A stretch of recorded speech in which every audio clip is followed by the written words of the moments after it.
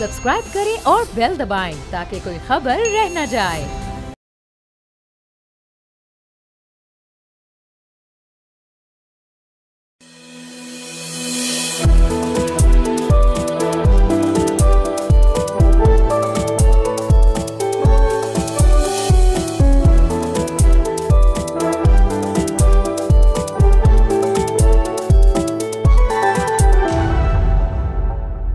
बिस्मिल्लाहिर्रहमानिर्रहीम। अस्सलाम वालेकुम नाज़रीन, प्रोग्राम फ्रंट पेज के साथ मैं हूं आपका होस्ट मुइज़्ज़ुर रहमान और मैं हूं अलीबा फातिमा। नाज़रीन, आज हम प्रोग्राम के आगाज़ में बात करेंगे टेक्नोलॉजी के मैदान से आई अहम खबर के बारे में।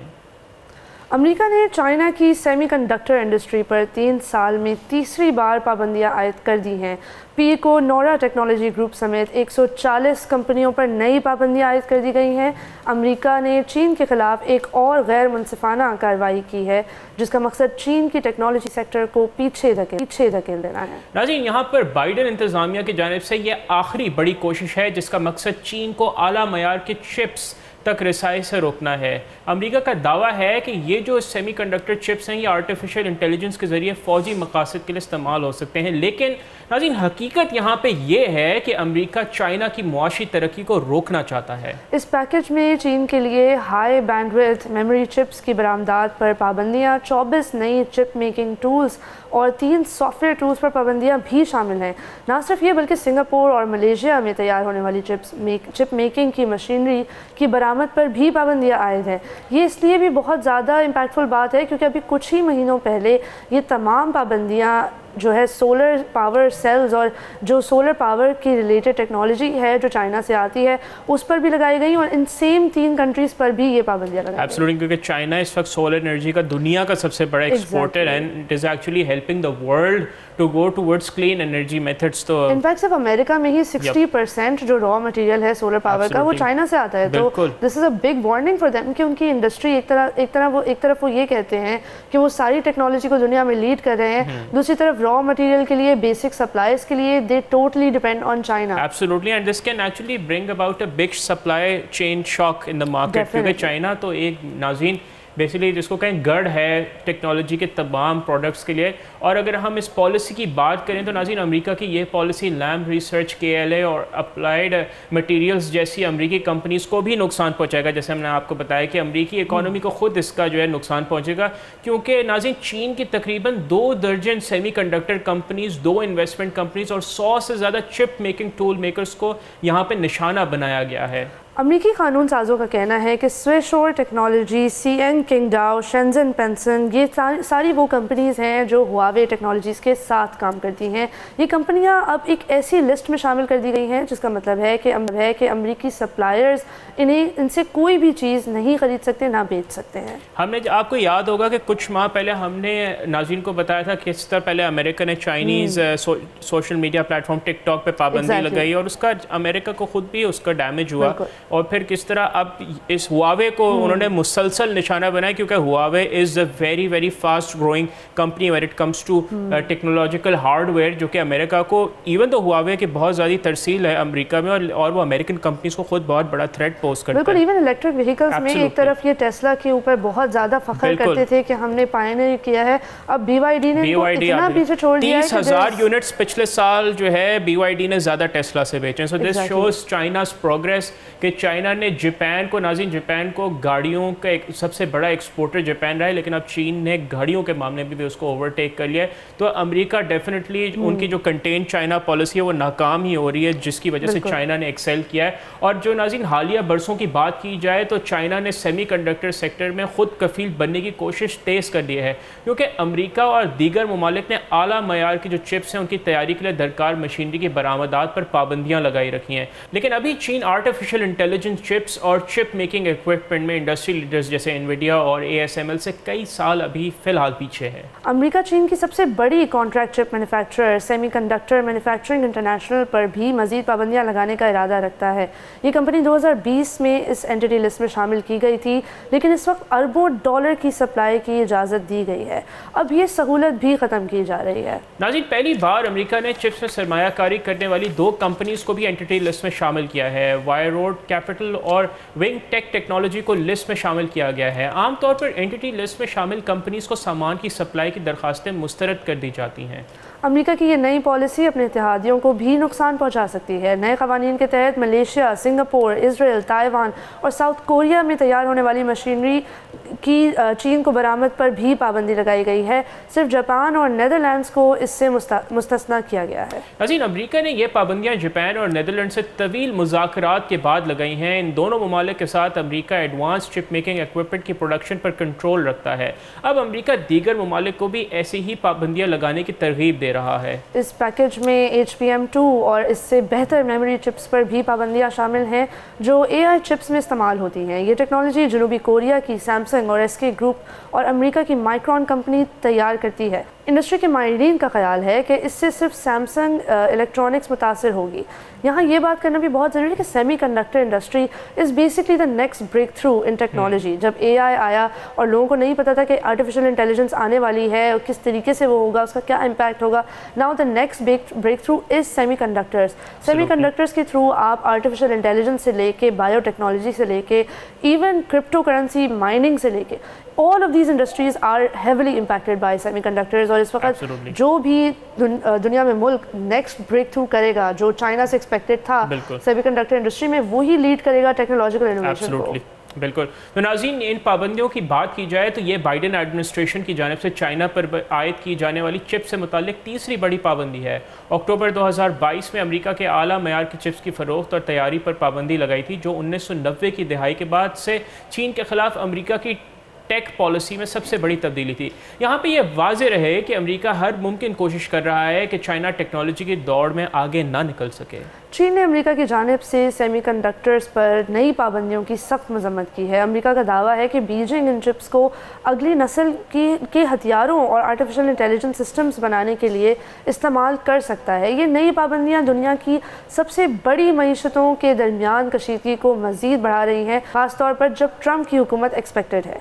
चीनी सदर शी जिनपिंग ने चाइना को टेक सुपर पावर बनाने के लिए खुद कफील होने के लिए अपनी माशी हुकूमत अमली का अहम सतून बनाया है। नाज़रीन, अमरीकी कॉमर्स मिनिस्ट्री ने सेमीकंडक्टर्स बनाने वाले तकरीबन 24 किस्म के सामान के फ़रोख्त पर पाबंदी लगा दी है। साथ ही मुतादिद चीनी कंपनीज़ को अमरीकी टेक्नोलॉजी तक रसाई से रोक दिया गया है। अमरीकी हुकाम का यहाँ कहना था कि इन पाबंदियों का जो मकसद है चाइना को एडवांस्ड आर्टिफिशियल इंटेलिजेंट टूल्स बनाने से रोकना है जो जंग में इस्तेमाल किए जा सकते हैं। अमरीका चाइना की अपनी सेमीकंडक्टर इंडस्ट्री की तरक्की को भी रोकना चाहता है, जो उनके ख्याल में अमेरिका और उसके इत्तेहादियों की कौमी सलामती के लिए ख़तरा है। और यहाँ ताज्जुब की बात यह है कि ये जो टूल्स जिनकी वेपन्स की AI को वेपनाइजेशन करने की ये जो सारी बातें कर रहा है अमेरिका, ये असल में कर कौन रहा है? ये इसराइल कर रहा है। ऑटोनमस वेपन्स इस वक्त इसराइल में यूज़ हो रहे हैं।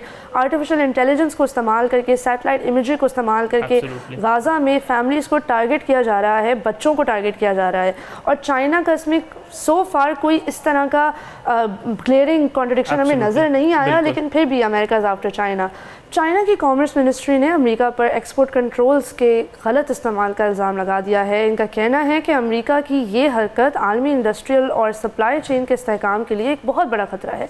चाइना के मुताबिक अमेरिका नेशनल सिक्योरिटी के नाम पर यकतरफा इजारादारी कर रहा है। चाइना ने इसके जवाब में अमेरिका को सेमीकंडक्टर्स और इलेक्ट्रिक गाड़ियों की बैटरियों के लिए ज़रूरी मुतादिद खाम माल की फ़रोख्त पर मुकम्मल पाबंदी लगा दी है। नाज़रीन, चाइना ने गैलियम, जर्मेनियम, एंटीमनी और दीगर सुपर हार्ड मटीरियल की बरामदात पर भी पाबंदी लगाई हैं। चीन का कहना था कि यह मवाद फ़ौजी मकासद के लिए इस्तेमाल हो सकता है और पिछले साल भी चाइना ने इन मटीरियल की फ़रोख्त पर पाबंदियाँ लगाई थी, लेकिन इस वक्त ये कंपनीज खसूसी परमिट के ज़रिए बरामद कर सकती थी। अब ये रास्ता भी बंद कर दिया है। दोनों ममालिक के दरमियान फ़ौजी टेक्नोलॉजी की दौड़ ने ताल्लुकात को मज़ीद ख़राब कर दिया है। अमेरिकी हुकाम का इल्ज़ाम है कि चाइना अमेरिकी आर्टिफिशियल इंटेलिजेंस सॉफ्टवेयर की चोरी कर रहा है, जिसकी चाइना ने तरदीद की है। ये वैसे भी एक बहुत ही मज़ाक़ा ख़ेज़ इल्ज़ाम है, क्योंकि चाइना आर्टिफिशियल इंटेलिजेंस में काफ़ी एडवांसमेंट कर रहा है और अमेरिका की एडवांसमेंट और चाइना के एडवांसमेंट में बेसिक फ़र्क ये है कि जब अमेरिका कोई बेसिक और बहुत ही सिंपल सी चीज़ भी करता है तो उसकी मार्केटिंग इस तरह होती है कि पूरी दुनिया को लगता है कि ये चीज़ अमेरिका में ही इन्वेंट हुई है। But artificial intelligence in China is taking place in a lot lot of different context. और वहाँ पे ये भी बात बहुत ज़्यादा इंपॉर्टेंट है कि LLMs में चाइना ने काफ़ी ज़्यादा तरक्की की है, लेकिन ये सारी तरक्की is basically shrouded by the fact कि चाइना अपने काम से मतलब रखता है और दूसरे ममालिक में इश्तिहार नहीं फैलाता रहता कि हमने अब ये कर लिया है, वो कर लिया है। उनके कॉमर्स सेक्रेटरी जीना रायमोंडो ने मीडिया से बात करते हुए कहा है कि ये अब तक की सबसे सख्त तरीन पाबंदियाँ हैं जो चाइना को जदीद चिप्स बनाने से रोकने के लिए लगाई गई हैं। इनके मुताबिक चाइना इन चिप्स को अपनी फ़ौज को जदीद बनाने के लिए इस्तेमाल कर रहा है। नाज़रीन, नए कवानीन में हाई बैंडविड्थ मेमोरी चिप्स की फ़रोख्त पर भी पाबंदियाँ शामिल हैं जो जनरेटिव आर्टिफिशियल इंटेलिजेंस ट्रेनिंग के लिए इंतहाई अहम है। ये बाइडन इंतज़ामिया की जानिब से 3 साल में बीजिंग पर लगाए जाने वाली तीसरी पाबंदी है। पिछले साल अक्टूबर में कॉमर्स मिनिस्ट्री ने अमेरिकन कंपनीज़ को चीन को बेचे जाने वाले तमाम सेमीकंडक्टर्स की इकसाम कम कर दी थी। इसके अलावा कॉमर्स मिनिस्ट्री ने स्मार्ट गाड़ियों की फ़रोख्त या दरामद पर भी पाबंदी की तजवीज़ पेश की है जो चाइना या रशियन टेक्नोलॉजी इस्तेमाल करती है। आने वाली ट्रंप इंतज़ामिया ने भी चाइना के ख़िलाफ़ सख्त मौक़िफ़ अपनाया है और टैरिफ लगाने की धमकी दी है, लेकिन चाइना की तरफ से जवाब में एडवांस टेक्नोलॉजी पर अपनी गिरफ्त मजबूत करने की कोशिशें तेज़ कर दी गई हैं। नाज़रीन, मई में बीजिंग ने अपना अब तक का सबसे बड़ा सेमीकंडक्टर स्टेट इन्वेस्टमेंट फ़ंड कायम करने का ऐलान किया जिसकी मालियत $47.5 बिलियन है। इस फंड में मुल्क के 6 सबसे बड़े सरकारी बैंक्स ने सरमायाकारी की जिसमें ICBC और चाइना कंस्ट्रक्शन बैंक शामिल हैं। ये वाज़ेह है कि अमेरिका चाइना की तरक्की को रोकने के लिए हर मुमकिन हरबा इस्तेमाल कर रहा है, लेकिन चाइना ने साबित कर दिया है कि वो इन पाबंदियों का मौसर जवाब देने की सलाहियत रखता है। जब अमेरिका ने टेक्नोलॉजी पर पाबंदियाँ लगाईं तो चाइना ने ज़रूरी खाम माल की सप्लाई रोक दी। ये दिखाता है कि अमेरिका की एकतरफा कार्रवाइयाँ अब कारगर नहीं हो सकती। नाज़रीन, अमेरिका ने चीन के सेमीकंडक्टर इंडस्ट्री पर नई पाबंदियाँ लगा दी हैं जिससे खदशात बढ़ रहे हैं कि बीजिंग जवाबी कार्रवाई कर सकता है। दुनिया की 2 सबसे बड़ी मईशतों के दरमियान तजारती कशीदगी बढ़ती जा रही है और चाइनीज़ हुकाम ने अपनी कंपनीज़ और मुल्क के मफादात के तहफ़्फ़ुज़ के लिए इक़दाम उठाने का अज़म ज़ाहिर किया है। यहाँ पर माहिरीन का कहना है कि हालिया बरसों में चाइना ने अमेरिकन कंपनी के ख़िलाफ़ जवाबी कार्रवाई के लिए मुतअद्दिद आलात जमा कर लिए हैं। नाज़रीन, जो इस वक्त हम देख रहे हैं ये है एक चिप वॉर। जैसी तरीके से आर्म्स रेस भी हुई थी न्यूक्लियर वेपन्स के हवाले से, इसी तरीके से रेस टू द मून भी हुई थी। लेकिन जो हमें तारीख़ बताती है वो यही है कि जब आप एक रेस बना लेंगे, एक वॉर बना लेंगे टेक्नोलॉजिकल एडवांसमेंट को, तो उससे फ़ायदा किसी को नहीं होगा। जब नील आर्मस्ट्रॉन्ग चांद पर पहुंच गए, रशिया से भी कोई ना कोई स्पेस में चला गया, उसके बाद ये सारा मामला ख़त्म हो गया। स्पेस में जितनी भी डेवलपमेंट थी वो बंद हो गई क्योंकि अब उनका जो गोल था, जो वॉर बेस्ड गोल था, वो अचीव हो चुका था। तो जब सेमीकंडक्टर इंडस्ट्री के ऊपर भी अमेरिका वॉर शुरू कर देगा और चाइना के ख़िलाफ़ पाबंदियाँ शुरू कर देगा तो जाहिर सी बात है इनोवेशन और क्रिएटिविटी तो कहीं नहीं जाएगी। जो रह जाएगा वो यही होगा इश्तियाल अंगेज़ी और प्रोपेगेंडा। एब्सोल्युटली। नाज़रीन, ब्रेक पे वक्त हुआ जा रहा है लेकिन उससे पहले आपको एक अहम अपडेट दें। गुज़िश्ता रात चीन के करीबी मुल्क जनूबी कोरिया से नाज़रीन अपडेट यह है कि वहाँ के जो बाएं बाजू के कंजर्वेटिव प्रेसिडेंट योन सुक योल ने मार्शल लॉ लगा दिया है मुल्क में और उन्होंने अपनी पार्लियामेंट जो कि बेसिकली लेफ्ट विंग को रिप्रेजेंट करती है उन पे जो है नॉर्थ कोरिया को इसकी सिंपतीज़ का इल्ज़ाम लगाते हुए उन्होंने मार्शल लॉ का ऐलान कर दिया। और इसकी वजह से जो ट्यूसडे नाइट को जो साउथ कोरियन करेंसी है वो तकरीबन 2 साल की कम तरीन सतह पर पहुंच गई क्योंकि मार्शल लॉ दुनिया में किसी को भी नहीं पसंद होता। आप मार्शल लॉ लगाएंगे या उसके जैसी कोई चीज़ लगाएंगे तो यही होगा, मार्केट्स डिप करेंगी, लोगों का कंप्लीटली ट्रस्ट। कोरिया के जो डेमोक्रेटिक पार्टी है उनके सपोर्टर्स जो है गुज़िश्ता रात से पार्लियामेंट के बाहर जमा होना शुरू हो गए थे और अब ये नंबर्स बढ़ रहे हैं। So South Korea will be a country that हम भी उसको गहराई में कवर करेंगे अपने आने वाले शोज़ में। लेकिन यहाँ वक्त हो जाता है एक ब्रेक का, कहीं नहीं जाएगा, हमारे साथ ही रहिए, देखते रहिए बोल न्यूज़।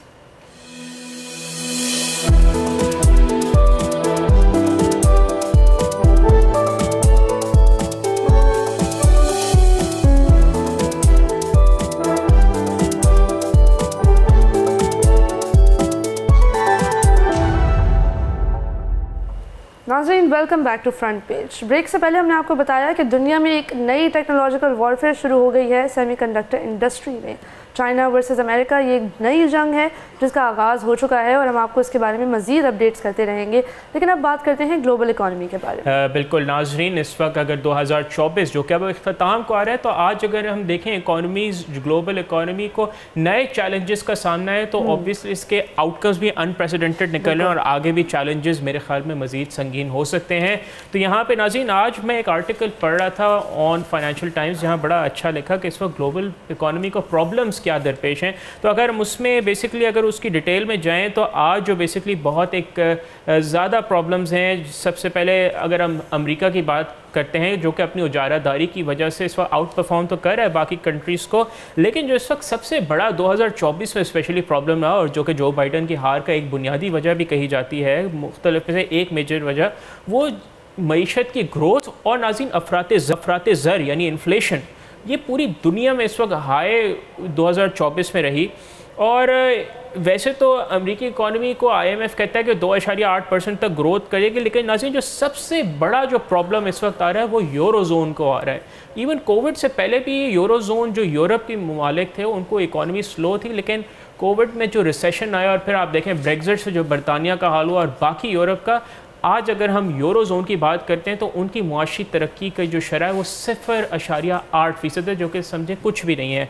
और अगर हम तरक्की पजीर ममालिक की जाने आते हैं जिसको इमर्जिंग मार्केट्स कहा जाता है, तो यहाँ पे सबसे बड़ा चैलेंज है बिकॉज ऑफ इन्फ्लेशन, जिसमें पाकिस्तान जैसे ममालिक भी शामिल हैं। लेकिन हाँ, इंडिया अच्छा परफॉर्म कर रहा है, 7% उसकी जो है ग्रोथ है। और चाइना जो है उनको जापानिफिकेशन ऑफ द इकॉनमी का प्रॉब्लम आ रहा है, जहाँ वो 300 अरब कर चुके हैं अपनी बेसिकली वो स्टिमुलस देने पे, लेकिन वो दे नहीं पा रहे क्योंकि उनकी जो है डोमेस्टिक डिमांड कम हो रही है जापान जैसे रीजंस की वजह से, जो हमने अपने पिछले प्रोग्राम्स में भी कवर किया कि बर्थ रेट्स नीचे जा रहे हैं, पॉपुलेशन ग्रोथ नीचे जा रही है, तो जेन्युइनली डिमांड भी नीचे जा रही है जो चाइना को है। और आगे भी इस तरह के चैलेंजेस हैं, लो स्टेबल इन्फ्लेशन जैसे, जिसकी वजह से दुनिया की इकोनॉमीज़ की ग्रोथ का बड़ा प्रॉब्लम है।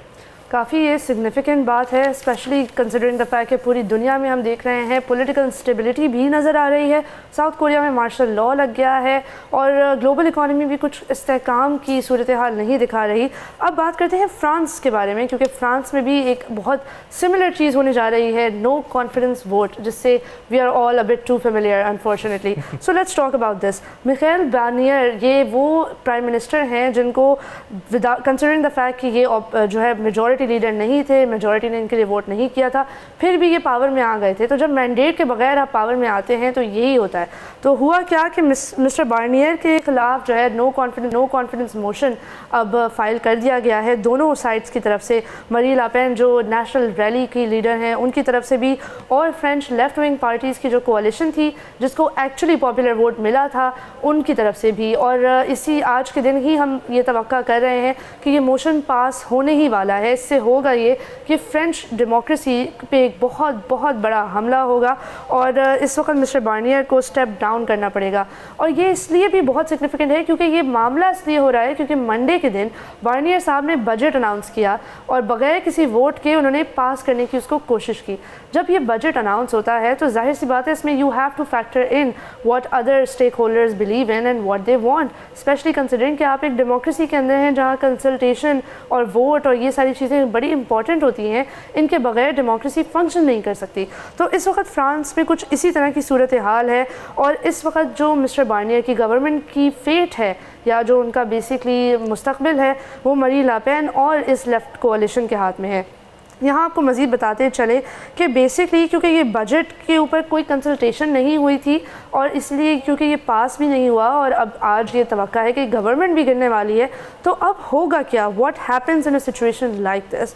अगर मिस्टर बार्नियर की गवर्नमेंट वीक हो जाती है, जिनको मैक्रोन ने without any consultation and despite the fact कि उनको काफ़ी क्रिटिसिज्म का सामना करना पड़ा था, उसके बावजूद मैक्रोन ने उनको प्राइम मिनिस्टर बनाया है। इस वक्त मैक्रोन ख़ुद तो सऊदी अरब में है लेकिन उनकी घर में उनकी काफ़ी सूरत हाल ख़राब है और कोई भी उनकी तरफ से इतनी इस तरह की इम्पैक्टफुल स्टेटमेंट सामने नहीं आई है। इस बजट में ये भी चीज़ें थी कि $60 बिलियन का टैक्स इंक्रीज़ था, स्पेंडिंग कट्स थे, लेकिन इन सब की कॉन्ट्रडिक्शंस हो गई हैं और अब रिवाइज बजट आने वाला है। तो जब लेजिस्लेशन में बैक एंड फोर्थ बहुत ज़्यादा होती है क्योंकि मैंडेट किसी के भी पास नहीं होता, तो यही होता है, डेमोक्रेसी बहुत ज़्यादा कमज़ोर हो जाती है, रियासत वीक हो जाती है, स्टेट का कोई जिसको कहते हैं रिस्पेक्ट और ट्रस्ट जो लोगों के अंदर है वो ख़त्म हो जाती है।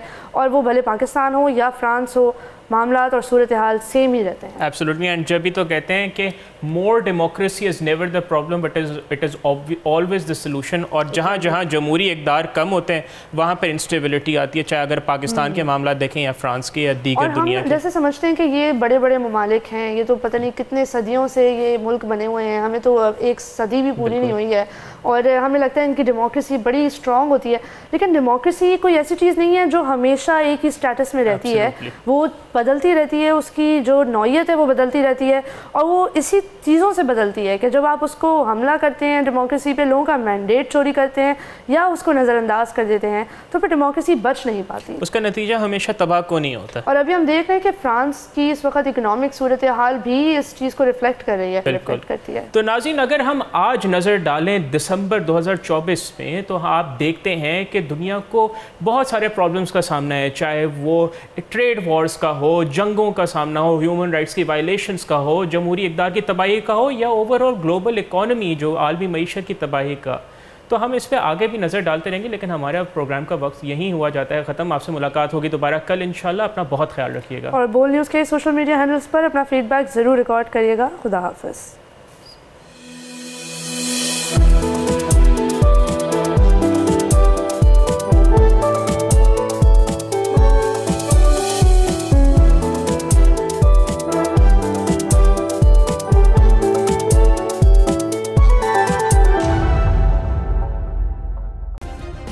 सब्सक्राइब करें और बेल दबाएं ताकि कोई खबर रह न जाए।